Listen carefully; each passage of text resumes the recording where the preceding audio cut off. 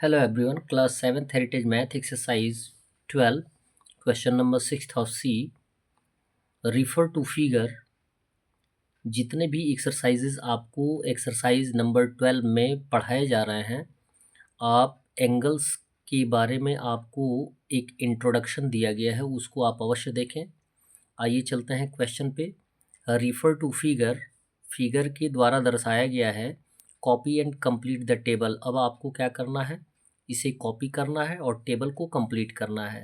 The table दिया गया है angle A B D, angle A B D यानी ये एंगल, क्लियर है। और फिर दिया गया है angle D B E, angle D B E यानी ये एंगल दिया गया है।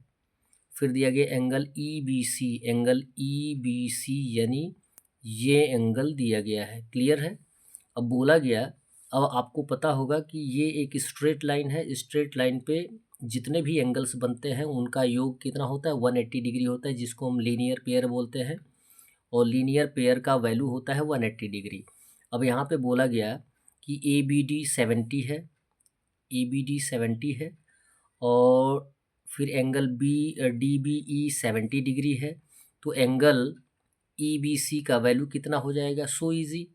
इन तीनों को हम ऐड करेंगे तो कितना आना चाहिए, 180 आना चाहिए। तो लिखेंगे angle A B D plus angle D B E plus angle E B C equal हो जाएगा 180 डिग्री। और फिर वैल्यू भी दिया गया है 70 यानी 70 प्लस 70, और angle E B D equal हो जाएगा 180। 70 प्लस 70 140 होता है, plus angle E B D equal 180। 140 को ट्रांसफ़र कर देंगे तो माइनस हो जाएगा, तो लिखेंगे angle E B C equal हो जाएगा 180 माइनस 140, तो वैल्यू आ जाएगा आपका 40 डिग्री, यानी एक का वैल्यू आ गया 40 डिग्री, क्लियर है। अब सेम कंडीशन है कि एंगल यदि ए बी डी का वैल्यू 50 डिग्री है तो एंगल डी बी ई का वैल्यू आपको फाइंड आउट करना है, और एंगल ई बी सी का वैल्यू आपको दिया गया है 60 डिग्री। तो सेम कंडीशन वही लाएंगे, तो लिखेंगे एंगल डी बी ई, किसको फाइंड आउट करना है, डी बी ई को।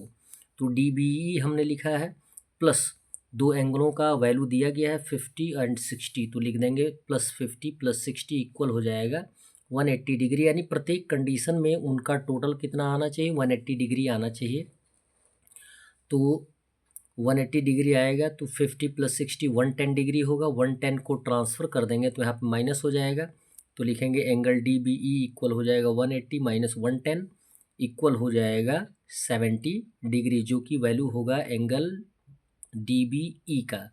कंडीशन अलग अलग दिया गया है। अब नेक्स्ट कंडीशन दिया गया है कि एंगल ए बी डी का वैल्यू यदि 35 डिग्री है और एंगल डी बी ई का वैल्यू 80 डिग्री है, तो आपको फाइंड आउट करना है एंगल ई बी सी का, क्लियर है। तो सेम कंडीशन वही आएगा, तीनों को ऐड करने पर कितना आना चाहिए, 180 डिग्री आना चाहिए। तो एक का वैल्यू दिया गया है 35 डिग्री, और दूसरे का वैल्यू दिया गया है 80 डिग्री, और तीसरा वैल्यू फाइंड आउट करना है। सेम कंडीशन, प्लस इक्वल कितना हो जाएगा 180 डिग्री, 35 प्लस 80 हो जाएगा 115, और plus angle E B C equal हो जाएगा 180। 115 को ट्रांसफ़र कर देंगे तो माइनस हो जाएगा 180 से, तो लिखेंगे angle E B C equal 180 minus 115। Minus करने पर एंगल ई बी सी का वैल्यू हो जाएगा 65 डिग्री। That's all. वीडियो को लाइक करें और चैनल को सब्सक्राइब करें। धन्यवाद।